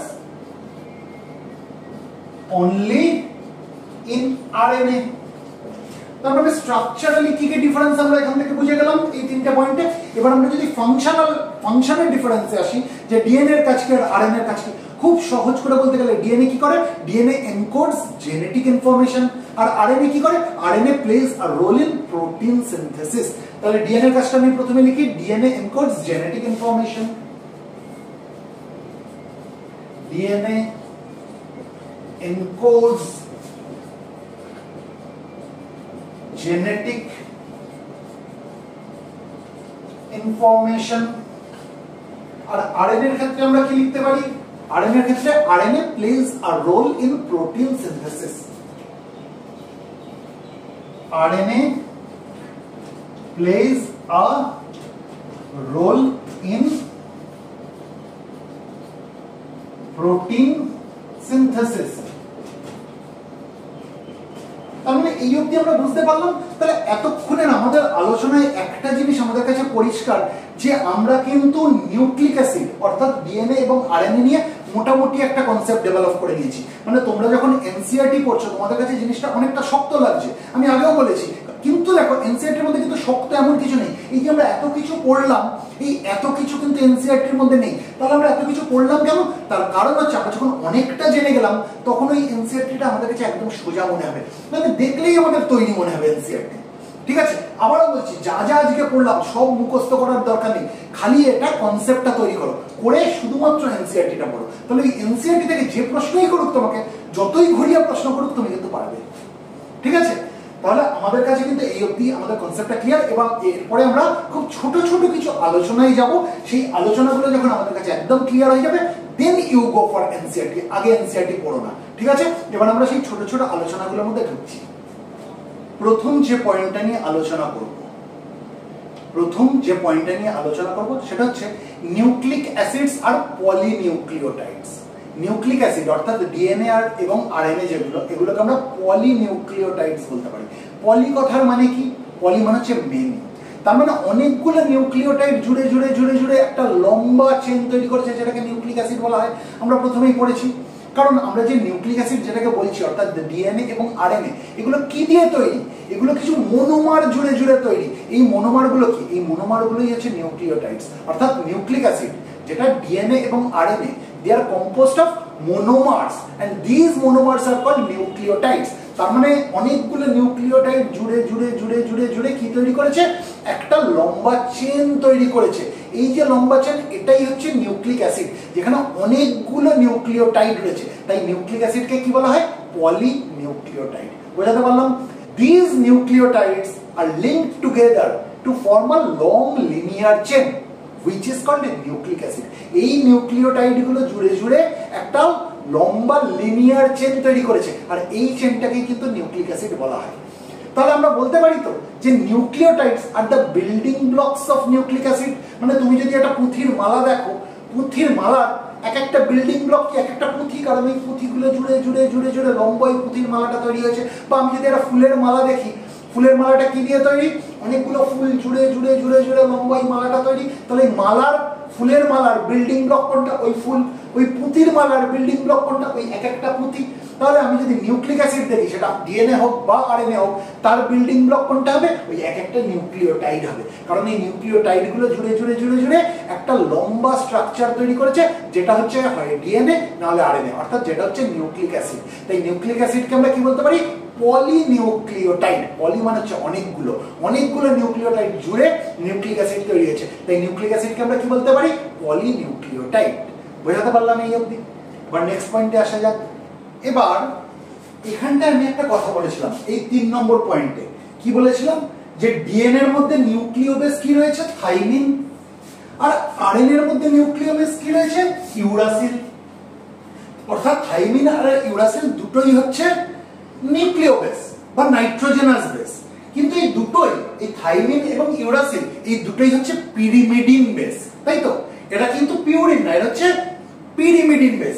thymine R uracil এই দুটো হচ্ছে পিরিমিডিন বেস। এবার ডিএনএ এর মধ্যে রয়েছে থাইমিন, আরএনএ এর মধ্যে রয়েছে ইউরাসিল। এই থাইমিন আর ইউরাসিলের মধ্যে পার্থক্যটা কি? পার্থক্য হচ্ছে এই যে থাইমিন, থাইমিনের মধ্যে মিথাইল গ্রুপ থাকবে আর ইউরাসিলের মধ্যে মিথাইল গ্রুপ থাকবে না। তার মানে থাইমিনের মধ্যে কি রয়েছে? মিথাইল গ্রুপ রয়েছে, মিথাইল গ্রুপ, মিথাইল গ্রুপ। কিন্তু আমি যদি ইউরাসিল দেখি, ইউরাসিলের মধ্যে কিন্তু আমি কোনো মিথাইল গ্রুপ পাবো না, আমি ইউরাসিলের মধ্যে কোনো মিথাইল গ্রুপ পাবো না। তাহলে আমি বোঝাতে পারলাম নিউক্লিয় বেস আমি যদি দেখি ডিএনএ এবং আরএনএ এর ক্ষেত্রে এই দুজনের মধ্যে আমি নিউক্লিয় বেস কি পাবো? পিরিমিডিন বেস পাবো। ডিএনএ এর ক্ষেত্রে সেটা থাইমিন আর আরএনএ এর ক্ষেত্রে সেটা ইউরাসিল। কিন্তু এই দুজনের মধ্যে পার্থক্য কি? থাইমিনের হচ্ছে মিথাইল গ্রুপ থাকবে, থাইমিনের মধ্যে মিথাইল গ্রুপ থাকবে আর ইউরাসিলের মধ্যে মিথাইল গ্রুপ থাকবে না। এই অবধি বুঝে গেলাম? আচ্ছা, এবার নেক্সট পয়েন্টে আসা যাক। তুমি যদি এনসিইআরটি দেখো, এনসিইআরটির মধ্যে পরিষ্কার লেখা রয়েছে যে nucleic acids are the part of the acid insoluble fraction of living tissue. কি বললাম? যেটা বললাম কিচ্ছু বোঝা গেল না। আবার শোনো, nucleic acids are the part of acid insoluble fraction of living tissue. তার মানে আমি যদি কোনো লিভিং টিস্যু নিই এবং আমি যদি সেটাকে ভালো করে গ্রাইন্ড করি, গ্রাইন্ড করে কিসের সাথে? একটা অ্যাসিডের সঙ্গে গ্রাইন্ড করি। এই লিভিং টিস্যুটা কি? একটা বায়োলজিক্যাল স্যাম্পল হিসাবে আমি নিলাম, এবার কোন একটা অ্যাসিডের সঙ্গে আমি সেটাকে গ্রাউন্ড করলাম, ভালো করে গ্রাইন্ড করলাম, ঠিক আছে? এই যে গ্রাইন্ড করছি যে অ্যাসিডের সাথে, কমনলি ল্যাবরেটরিতে যে অ্যাসিডটা ইউজ করা হয় সেটা হচ্ছে ট্রাইক্লোরো অ্যাসিটিক অ্যাসিড। এবার কেন আমি এই লিভিং টিস্যুটাকে বায়োলজিক্যাল স্যাম্পল হিসাবে নিয়ে আমি অ্যাসিডের সঙ্গে সেটাকে আমি গ্রাইন্ড করব? তার কারণ হচ্ছে আমি দেখবো এর একটা মানে ফ্র্যাকশন আমি পাবো যেটা হচ্ছে অ্যাসিড সলিউবল, মানে অ্যাসিডে গুলে যাবে। আরেকটা ফ্র্যাকশন আমরা পাবো অ্যাসিড ইনসলিউবল। তাহলে আমাকে জানতে হবে যে অ্যাসিড সলিউবল ফ্র্যাকশনের মধ্যে কি কি পড়ে আর অ্যাসিড ইনসলিউবল ফ্র্যাকশনের মধ্যে কি কি পড়ে। তারপরে আমরা ওই লাইনটা বুঝবো যে nucleic acids are the part of acid insoluble fraction of living tissue. তাহলে আমি কোনো একটা লিভিং টিস্যু নিলাম বায়োলজিক্যাল স্যাম্পল হিসাবে, সেটাকে আমি ট্রাইক্লোরো অ্যাসিডিক অ্যাসিড দিয়ে ভালো করে গ্রাউন্ড করলাম। করার পরে আমি কি দেখলাম? আমি দেখলাম যে দুখানা তার ফ্র্যাকশন আমি পাচ্ছি। কি কি দুটো ফ্র্যাকশন? আমি এটা বুঝছি।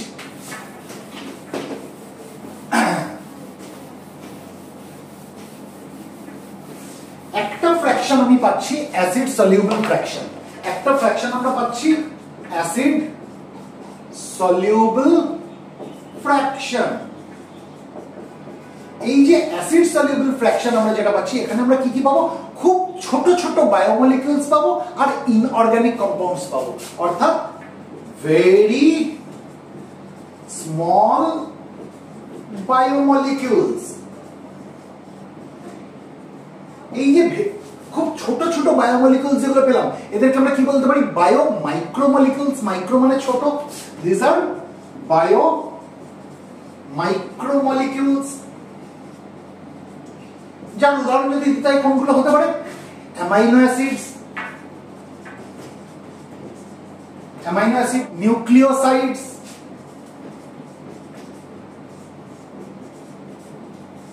আর কি বললাম? মোনোস্যাকারাইডস।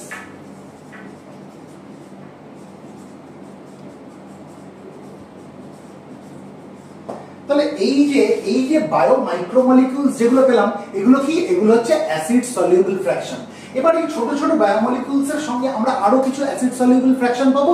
সেগুলো কি? সেগুলো হচ্ছে inorganic compounds. Inorganic compounds. Inorganic compounds এর মধ্যে কি পড়ে? ফসফেট পড়ে এবং সালফেট পড়ে। ফসফেট এবং সালফেট। তার মানে আমি যখন কোনো একটা লিভিং টিস্যুকে বায়োলজিক্যাল স্যাম্পল হিসাবে নিয়ে আমি ট্রাইক্লোরো অ্যাসিডিক অ্যাসিডের সঙ্গে তাকে ভালো করে গ্রাইন্ড করলাম, তাহলে এই যে ফ্র্যাকশনটা আমরা দেখছি এটা দেখবো অ্যাসিডে গুলে যাবে। দেয়ার অ্যাসিড সলিউবল ফ্র্যাকশন, যার মধ্যে খুব ছোট ছোট বায়োমলিকিউলস থাকবে, যাদেরকে আমরা বায়ো মাইক্রোমলিকিউলস বলি, যেমন অ্যামাইনো অ্যাসিড, নিউক্লিওসাইডস এবং মোনোস্যাকারাইডস। আর কি থাকবে? ইনঅর্গানিক কিছু কম্পাউন্ডস থাকবে, যেমন ফসফেট আর সালফেট। এই অবধি বোঝা গেল? এবার কিছু জিনিস আমরা দেখবো যেগুলো অ্যাসিডের মধ্যে গুলবে না, তাদেরকে আমরা কি বলবো? Acid insoluble fraction. Acid insoluble fraction.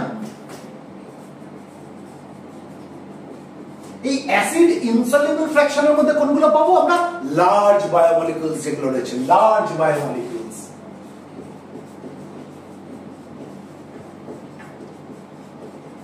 এই লার্জ বায়োমলিকুলস কে আমরা কি বলতে পারি? বায়ো ম্যাক্রোমলিকুলস। ম্যাক্রো মানে বড়, অর্থাৎ আমি এগুলোকে কি বলতে পারি? বায়ো ম্যাক্রোমলিকুলস।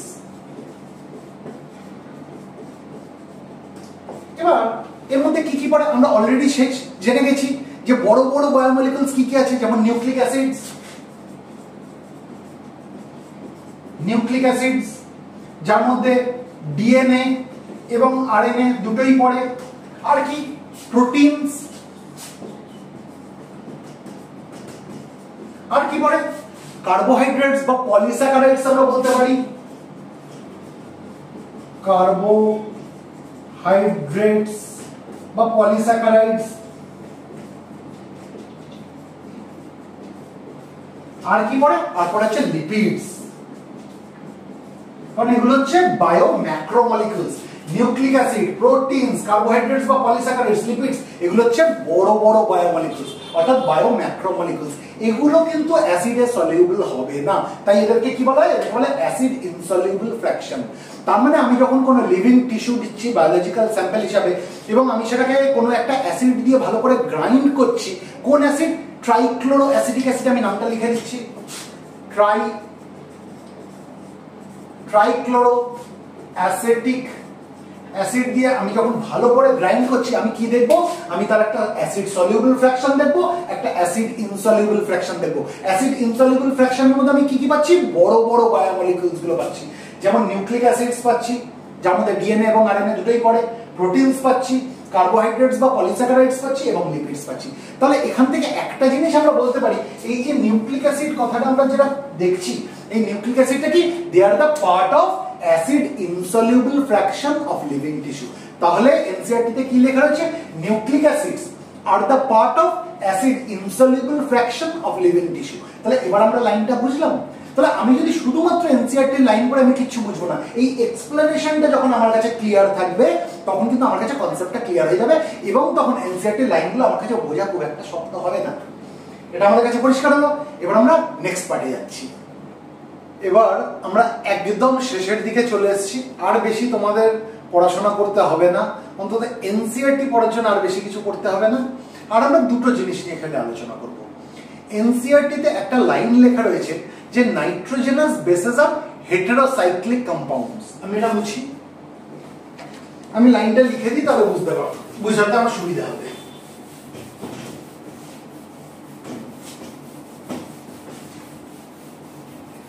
কি লেখা রয়েছে এনসিইআরটি তে? আমরা কি পাবো? যে নাইট্রোজেনাস যে বেসেস যেগুলো রয়েছে সেগুলোকে হেটেরোসাইক্লিক কম্পাউন্ডস বলা হচ্ছে। Heterocyclic compounds, heterocyclic compounds. তাহলে আমাকে বুঝতে হবে যে হেটেরোসাইক্লিক কম্পাউন্ডস কোনগুলোকে বলা হয়। হেটেরোসাইক্লিক কম্পাউন্ডস কোনগুলোকে বলা হয়? দেখো, হেটেরোসাইক্লিক কম্পাউন্ডস হচ্ছে সেই সকল কম্পাউন্ডস যাদের আমরা যদি তার স্ট্রাকচারটা দেখি, সেই কম্পাউন্ডগুলোর স্ট্রাকচার মধ্যে আমরা রিং দেখতে পাবো, অর্থাৎ সেই কম্পাউন্ডগুলো কেমন রিং স্ট্রাকচার তাদের মধ্যে রয়েছে, they are ring shaped compounds. তার মানে হেটেরোসাইক্লিক কম্পাউন্ডস আমরা কাদেরকে বলবো? The compounds which are having ring structures. তাহলে প্রথম কন্ডিশন কি? They have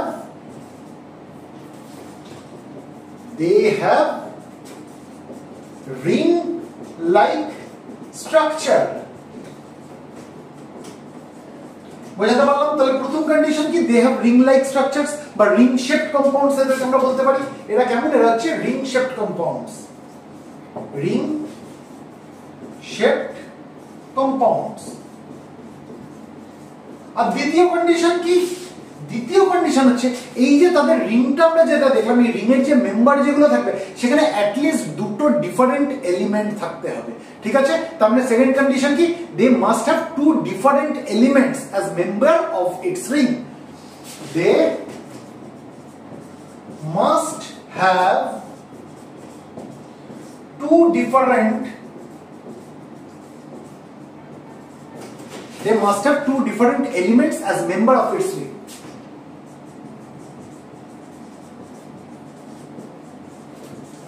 As member of its ring. তার মানে আমাকে আগে বুঝতে হবে যে কেন আমরা নাইট্রোজেনাস বেস যেগুলো রয়েছে, ঠিক আছে, তাদেরকে আমরা কেন হেটেরোসাইক্লিক কম্পাউন্ডস বলছি। তাহলে হেটেরোসাইক্লিক কম্পাউন্ড কাদেরকে বলা হয়? হেটেরোসাইক্লিক কম্পাউন্ড হতে গেলে প্রথম যেটা কন্ডিশন সেটা হচ্ছে সেই কম্পাউন্ডগুলোকে কি হতে হবে, তাদের স্ট্রাকচারটা রিং লাইক স্ট্রাকচার হতে হবে, তাই তো, তাদের রিং স্ট্রাকচারস থাকতে হবে, অর্থাৎ তাদের শেপটা কেমন হবে, রিং শেপড হতে হবে, দে আর রিং শেপড কম্পাউন্ডস। আর দ্বিতীয় কন্ডিশন কি? দ্বিতীয় কন্ডিশন হচ্ছে তাদের যে রিং যেটা রয়েছে এই রিং এর মধ্যে অ্যাটলিস্ট দুটো ডিফারেন্ট এলিমেন্টস থাকতেই হবে। তাদের রিং যেটা দিয়ে তৈরি সেই রিং এর মেম্বার অ্যাটলিস্ট দুটো ডিফারেন্ট এলিমেন্টস থাকতেই হবে। এবার তাহলে নাইট্রোজেনাস যে বেস যেগুলো রয়েছে তাদেরকে আমরা কেন হেটেরোসাইক্লিক কম্পাউন্ডস বলছি? কারণ তাদেরও আমরা যদি স্ট্রাকচার দেখি তাদেরও কিন্তু আমরা রিং লাইক স্ট্রাকচার পাবো, they are cyclic compounds. Nitrogenous যে বেস যেগুলো রয়েছে সেগুলো কি? সেগুলো হচ্ছে cyclic compounds. Cyclic compounds, cyclic compounds মানে কি? সাইক্লিক কম্পাউন্ডস মানে they have ring shaped structures, এবং তার সেকেন্ড কন্ডিশনটা তারা ফুলফিল করছে।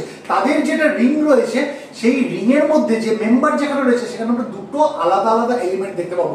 সেই দুটো আলাদা আলাদা এলিমেন্ট কি? একটা হচ্ছে নাইট্রোজেন আর একটা হচ্ছে কার্বন। অর্থাৎ আমরা যদি নাইট্রোজেনাস বেস দেখি, নাইট্রোজেনাস বেসগুলোর মধ্যে আমরা কি দেখবো? তাদের স্ট্রাকচারটা হচ্ছে রিং লাইক স্ট্রাকচার, অর্থাৎ তারা হচ্ছে রিং শেপড কম্পাউন্ডস, তারা হচ্ছে সাইক্লিক কম্পাউন্ডস, এবং তাদের রিং এর মধ্যে আমরা দুটো মেম্বারকে পাবো। দুটো মেম্বার কি কি? একটা হচ্ছে নাইট্রোজেন, একটা হচ্ছে কার্বন, অর্থাৎ দুটোই হচ্ছে ডিফারেন্ট মেম্বারস। তাদের রিংটার যে মেম্বার রয়েছে ওখানে আমরা অ্যাটলিস্ট দুটো মেম্বার, দুটো ডিফারেন্ট মেম্বার দেখতে পাচ্ছি, দুটো ডিফারেন্ট এলিমেন্ট দেখতে পাচ্ছি। তাহলে একটা নাইট্রোজেন একটা কার্বন, এটা হচ্ছে দুটো ডিফারেন্ট এলিমেন্ট। কোথায় রয়েছে? এদের রিংটার যে মেম্বার যারা রয়েছে সেই মানে রিংটার স্ট্রাকচারের মধ্যে রয়েছে। তাহলে আমরা এই নাইট্রোজেনাস যে বেস রয়েছে তাদেরকে আমরা হেটেরোসাইক্লিক কম্পাউন্ডস বলতে পারি। এই অবধি বোঝাতে পারলাম। আর একটু ছোট করে ব্রিফ করে দিই। এনসিইআরটি তে কি লেখা রয়েছে? নাইট্রোজেনাস বেস যেগুলো রয়েছে সেগুলো হচ্ছে হেটেরোসাইক্লিক কম্পাউন্ডস। ঠান্ডা মাথায় শোনো, হেটেরোসাইক্লিক কম্পাউন্ডস আমরা কাদেরকে বলি? দুটো কন্ডিশন তাকে ফুলফিল করতে হবে হেটেরোসাইক্লিক কম্পাউন্ডস হতে গেলে। প্রথম কন্ডিশন কি? They have ring like structure. তাদের আমরা যদি স্ট্রাকচারটা দেখি, সেটা কেমন হবে? সেটা রিং লাইক স্ট্রাকচার হবে বা রিং স্ট্রাকচারস হবে, যার জন্য ওদের শেপটাকে কেমন বলি? They are ring shaped compounds. আর সেকেন্ড ক্রাইটেরিয়া কি? They must have two different elements as member of its ring. তাদের যে রিং রয়েছে, রিংটা যে যে মেম্বার দিয়ে তৈরি, সেখানে কিন্তু একটাই মাত্র মেম্বার দিয়ে রিং তৈরি হলে হবে না, অ্যাটলিস্ট তাকে দুখানা আলাদা আলাদা তার এলিমেন্ট থাকতে হবে সেই রিং এর মধ্যে। নাইট্রোজেনাস বেস যেগুলো রয়েছে সেগুলো কিন্তু দুটো ক্রাইটেরিয়াই কিন্তু ফুলফিল করছে। নাইট্রোজেনাস বেস যেগুলো রয়েছে যাদেরকে আমরা নিউক্লিয় বেসেসও বলি, এদেরকে আমরা কি দেখছি? তাদের স্ট্রাকচারটা কিন্তু তাদের স্ট্রাকচারটা হচ্ছে রিং লাইক স্ট্রাকচার, অর্থাৎ তারা হচ্ছে cyclic compounds having ring shaped structure. আর দ্বিতীয় ক্রাইটেরিয়ামটাও ফুলফিল করছে, সেটা কি? সেটা হচ্ছে যে তাদের আমরা যদি রিংটা দেখি সেই রিং এর মধ্যে আমরা দুটো ডিফারেন্ট এলিমেন্টস দেখতে পাবো। কি কি? একটা হচ্ছে নাইট্রোজেন, একটা হচ্ছে কার্বন। তাহলে আমরা নাইট্রোজেনাস বেসেস বা নিউক্লিয় বেসেস আমরা যাই বলি, তারা কি? তারা হচ্ছে হেটেরোসাইক্লিক কম্পাউন্ডস। এটা বোঝাতে পারলাম। তার মানে এই যে আমরা 1 ঘন্টা প্রায় মোটামুটি 8-10 মিনিট মতো যে আমরা আলোচনা করলাম, আমাদের কাছে কিন্তু জিনিসটা অনেকটা ক্লিয়ার হয়ে গেল। লাস্ট আর একটাই পয়েন্ট আছে যেটা বলে আমি আজকে শেষ করব। সেটা কি? সেটা হচ্ছে এনসিইআরটি তে আরেকটা জিনিস লেখা রয়েছে, এই যে রাইবোজ বা ডিঅক্সিরাইবোজ আমরা পড়েছিলাম না, এগুলো হচ্ছে পেন্টোজ সুগার। পেন্টোজ সুগার মানে কি? মানে তাদের স্ট্রাকচার মধ্যে 5খানা কার্বন অ্যাটমস রয়েছে। এই যে রাইবোজি বলি বা ডিঅক্সিরাইবোজি বলি, এগুলো কি? এগুলো সুগার। আর এদের যদি আমরা স্ট্রাকচার দেখি, এদের স্ট্রাকচার আমরা 5খানা কার্বন অ্যাটম দেখতে পাবো, তাই এদেরকে কি বলে? Pentose sugar. এই অবধি আমরা শিখে গেছি। এনসিইআরটি তে আরেকটা লাইন লেখা রয়েছে, কি রয়েছে? এই রাইবোজ আর ডিঅক্সিরাইবোজ আর মনোস্যাকারাইডস। মনোস্যাকারাইডস মানে কি? মানে সুগারের সবথেকে যেটা ছোট ফর্ম, তাই তো? আমরা যদি কার্বোহাইড্রেটস দেখি, কার্বোহাইড্রেটস বলতে কি? পলিস্যাকারাইড। অনেকগুলো মনোস্যাকারাইড জুড়ে জুড়ে জুড়ে জুড়ে একটা লম্বা চেন তৈরি করেছে, যেটাকে আমরা কি বলি? পলিস্যাকারাইড তার এক একটা যে ইউনিট, এক একটা যে মনোমার, তাকে আমরা কি বলি? মোনোস্যাকারাইড। অর্থাৎ আমি যদি পলিস্যাকারাইডকে ভাঙতে ভাঙতে ভাঙতে ভাঙতে ছোট করি, সব থেকে যে ছোট ইউনিটটা পাবো সেটা হচ্ছে মোনোস্যাকারাইড। আর এই রাইবোজ আর ডিঅক্সিরাইবোজ হচ্ছে মোনোস্যাকারাইড। অর্থাৎ আমি যদি একটা পুঁথির মালা দেখি, পুঁথির মালাটা লম্বা একটা চেন, সেটা কি দিয়ে তৈরি? অনেকগুলো পুঁথি জুড়ে জুড়ে জুড়ে জুড়ে সেই মালাটা তৈরি হয়েছে, তাই তো? এবার আমি যদি মালার ওই সুতোটাকে কেটে দিই, তাহলে সব থেকে যে ছোট যে ইউনিটগুলো পাবো আলাদা আলাদা হয়ে যাবে, সেগুলো কি? পুঁথি।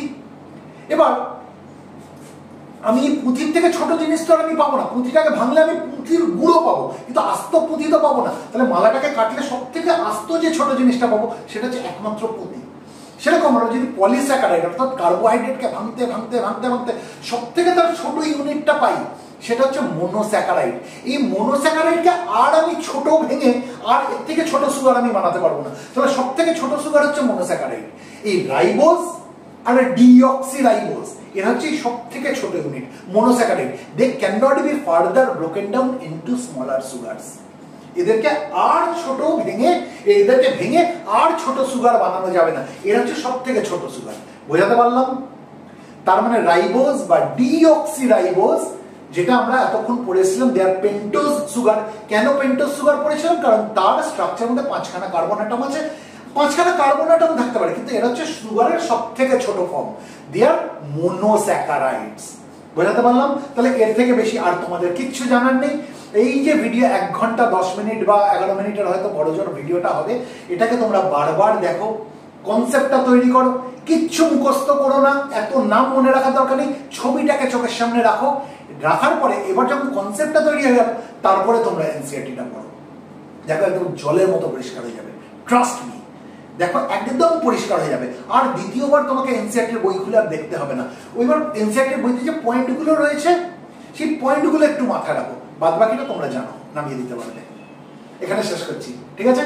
চলো বাই।